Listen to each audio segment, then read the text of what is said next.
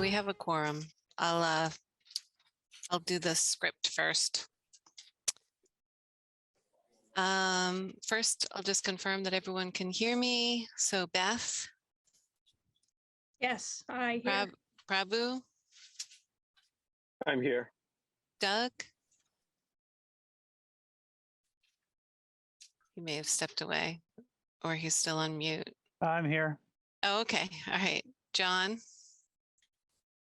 I can hear here. All right. Andy Here. and Lisa. Here. All right.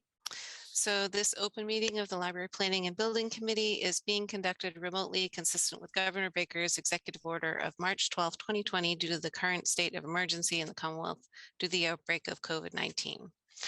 In order to mitigate the transmission of the virus, we have been advised and directed by the Commonwealth to suspend public gatherings. And as such, the governor's order suspends the requirement of the open meeting law to have all meetings in a publicly accessible physical location. Further, all members of public bodies are allowed and encouraged to participate remotely. The order, which you can find posted on the town's website at www.grafton-ma.gov, allows public bodies to meet entirely remotely so long as reasonable public access is afforded so that the public can follow along with the deliberations of the meeting. Ensuring public access does not ensure public participation. Unless such participation is required by law, this meeting will feature public comment. For this meeting, the Library Planning and Building Committee is convening by Zoom as posted on the town's website, identifying how the public may join. So, did anyone else join while I was reading? I don't think so. All right, so we'll call it to order. And our first item is meetings from our last meeting of, was it February 7th?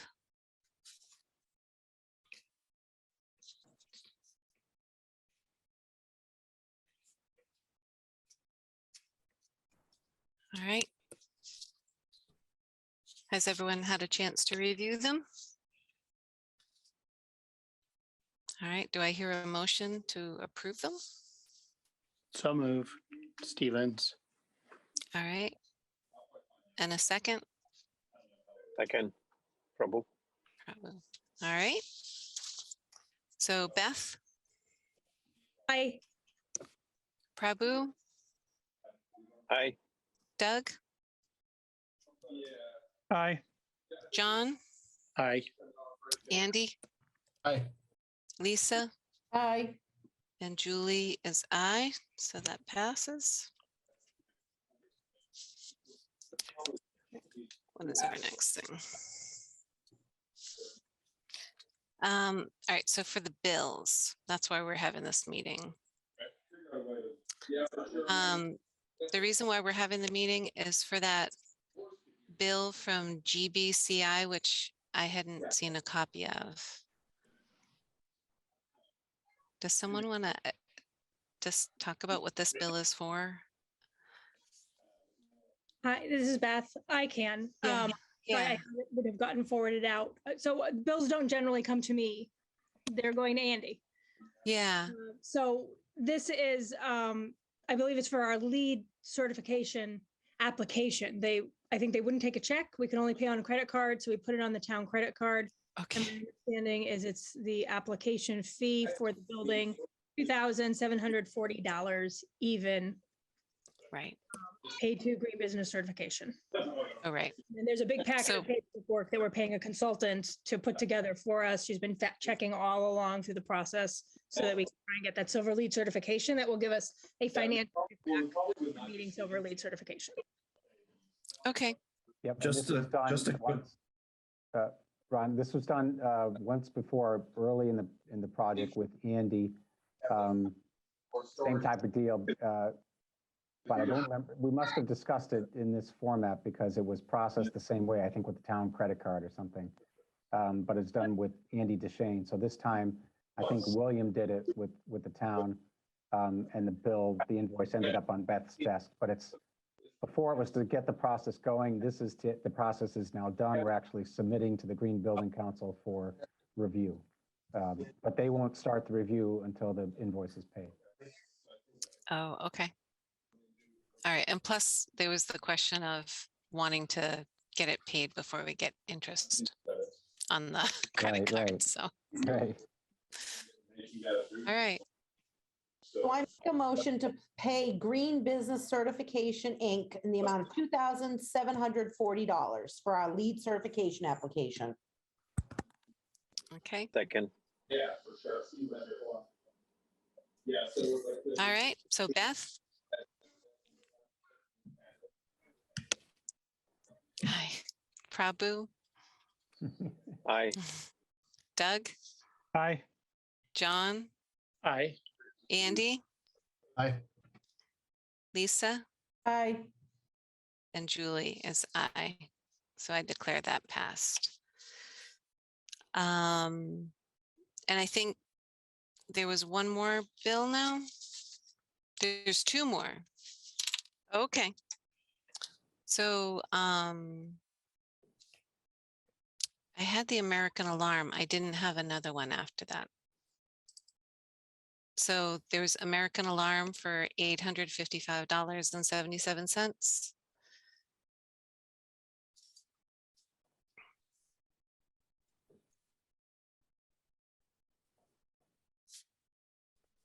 And what is it that they're installing?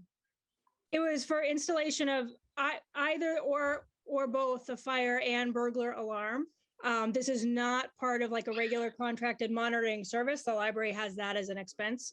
So it's just, something they finished, I think, near the end of the project, and it just fell through the cracks and didn't get paid. It's budgeted for, and it's a construction fee as opposed to a library fee. And it's been done for a little while. Done and it works. Yeah. Oh, good. It's even better. So I make a motion that we pay American Alarm in the amount of $855.77. Second. All right. Anything further to discuss? No. All right. Beth?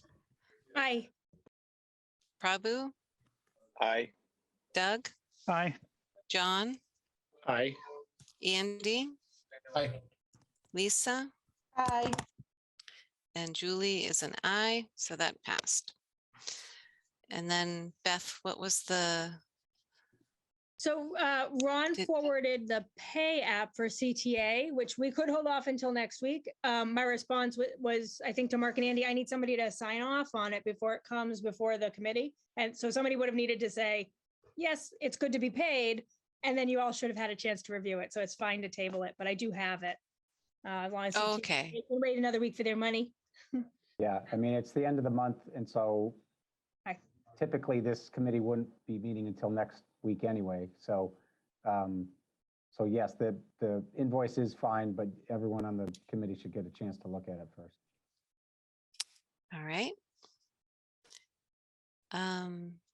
So do we want to go through like a OPM update or architect update at this point? I think that we can wait until next week. Everybody's I shaking their think head. that. So shall we adjourn? or- We can adjourn. I don't want to hold anybody, but two things to think about for next week. One, there's a proposal, there's two PCOs that this committee needs to act on. One is the carpet in Beth's office, PCO number 123. And so that, there's three ways it can go. It's either part of the construction through approved by this committee as a change order, outside of the construction paid by Capital, I forget the name of the group, or Friends of the Library, but still a change order to CTA, or outside of CTA, outside of the contract done by others through another mechanism. Something to think about, because 2 meetings ago, some members on the committee hadn't seen the carpet yet. They wanted to go see it and then have a discussion. And while that was done, there's been no final decision. So on CTA's behalf, I'd like to close that one way or the other. And they they'll do it if we say yes. They're not going to be upset if you say no, but we just need to close that one. And the second one to think about for next week is the humidifier that's been camped out in Beth's office for however many months and was started to be installed and then stopped. That is PCO number 118. If you remember last time we spoke, it was about a $19,000 change order. It was $19,000 to put it in the room next door up above the ceiling. We've since collectively said, you know what, just leave it where it is. Beth's grown to love it. And so just finish it, but revise your quote accordingly. So they revised the quote, but all along they kept saying, I don't know that the price is going to change all that much because now the building has been finished around it and it's going to be much more difficult to core holes through finished ceilings and collect all the, it's just going to be cumbersome. So they revised the quote from $19,000 to $17,000. So it's gone down $2,000. And that's where we are. So we can talk about that more next week, but think about, and Ron, you can jump in if you want, but we've looked at, I think we've exhausted all our options on this one as far as we looked at different pieces of equipment, if you remember, like a residential version, which they don't make. I think we've done our collective due diligence and we've ended up with this number. So it's either $19,000 in the room next door above the ceiling, which honestly, people are still questioning whether that will work in that manner, or B, $17,000, just finish it where it is and call it a day. Yeah. Is there a reason it can't go not in the ceiling, but in that closet, that room next door that holds the historical materials? Like, does it have something to do with what it's generating, the steam and temperature and all of that to protect them so it can't be in there? Like, why wasn't it just put in that room? I don't know that we ever discussed that putting it in the closet, Ron. Do you remember? You mean the closet or the historical room? It's a 12 by 10 room. It's a closet in the Oh, sense. you're calling that a closet? Okay. Okay. Shelving, but We had talked about putting it in there. I thought one of the reasons it couldn't go in there wasn't enough wall space. If that's not the case, now that the shelving is in, if it fits in there. I could take out a range of shelving and move the items to the bookcases because the room next door is also going to be climate controlled. If we can put it above the ceiling, I don't see why we can't put it on the wall in the same room. That would be my preference. So that room is climate controlled, humidity controlled. Would this piece of equipment be generated? Would it be counterproductive to have a piece of equipment that's generating heat in a room that we're trying to control? I don't know. Only the only thing I could answer to is that we were talking about putting it above the ceiling in the same room. Now, granted, there's the barrier of the ceiling tile between the spaces. I don't know. That is something we'd have to ask the manufacturer if there's an issue putting it in the same room that you're trying to control. I don't think it'd be an issue with the piece of equipment. I would wonder if it'd be an issue with the temperature control if you're going to. Well, that's what I mean. Yeah. Yeah, that's what I mean. If you're putting it in the room that you're trying to humidify, does it create an issue? Yeah. Right. We've looked at it. Go ahead, Beth. I was going to say, I thought it could have gone in the next room down, the 10C conference room. But the issue was the public might touch it. So that's why it ended up in 217, the admin office, instead of 219 or 218. Well, that's where I had last shown it in sketches, was in that conference room. Okay. And it got changed in the field. Yeah, but that's why. So the public wouldn't mess around with it. And that was the concern. Was with it, will the public start playing with the controls? I don't think so. I really don't. But John, you're muted. John says yes. Can't they just put a box on the controls, just like they do any air conditioning unit in a public, if that's a concern? Well, the controls are on the unit, I believe. It's not a separate, like a thermostat. I believe the controls are actually on the humidifier unit. We had looked at a number of different places to locate this. Some were too far away. Some were too close. I think the last one I had shown on a plan was in that conference room that Beth mentioned, but then, because we had the space for it. Yeah. I'm trying to think if there was a concern about the pitch for the drainage There in was, one of and the locations. it started to move down the building and ended up in Beth's office, one, because of that distance, and two, because of the public issue. But if it's on this side of the wall, I don't think there'd be an issue with, distance-wise and just moving it on the other side. And at this point, frankly, I think CTA will put it wherever we tell them, but they might say, we can't promise, if this is going to work 100%, but we'll put it wherever you want us to put it because we want to finish. But in the meantime, so I can confirm that with Paul from CTA. Do you see any issue putting on the other side? But you might ask between now and next week, Ron, the engineer, if there's an engineering reason why it shouldn't go in that space versus above the ceiling. Okay. Okay. I will make a note to call Tyler in the morning. I'm gonna have to touch it now every time I come into the library. just to talk about it. One up, one down. Always- If it's raining in the historic room, we know somebody's been playing with it and we know who to chase down. We'll just ban you from that room, Lisa. You can only use the tutor room. We're gonna have a little secret camera focused right on those controls.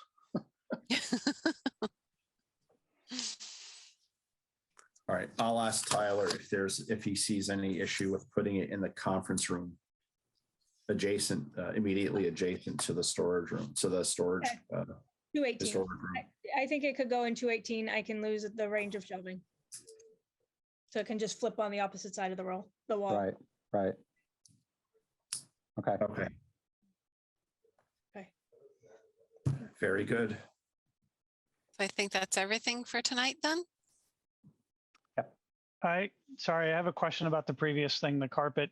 Did we determine yeah. if there is enough extra carpet to use, and if not, did we find out how much it's going to cost to buy that new carpet squares?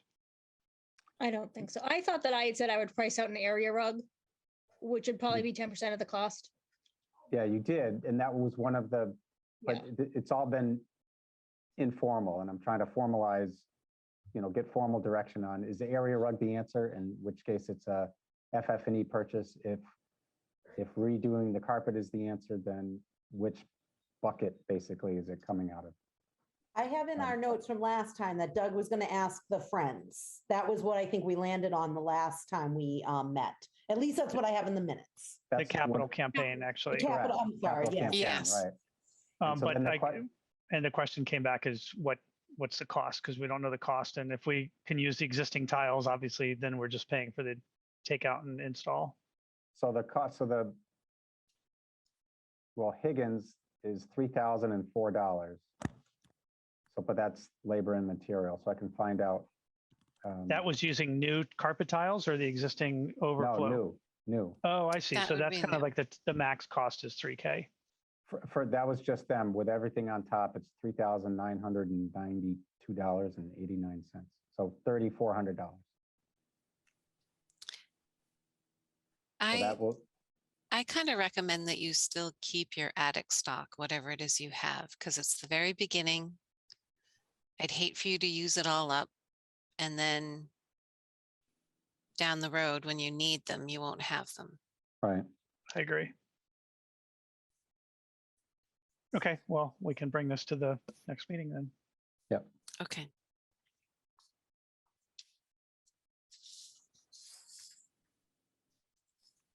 All right. So do we have a motion to adjourn? I make a motion at 6:22 to adjourn. Second, Second. Lisa was quick on that call. All right. Beth, aye. Prabhu, Aye. Doug, Aye. John, Aye. Andy, Aye. Lisa. I'm gonna say aye, but who seconded that, just for the Oh, minutes? I did, Beth. Oh. Thank you. Yeah, sorry. And Julie's aye, so we're all set.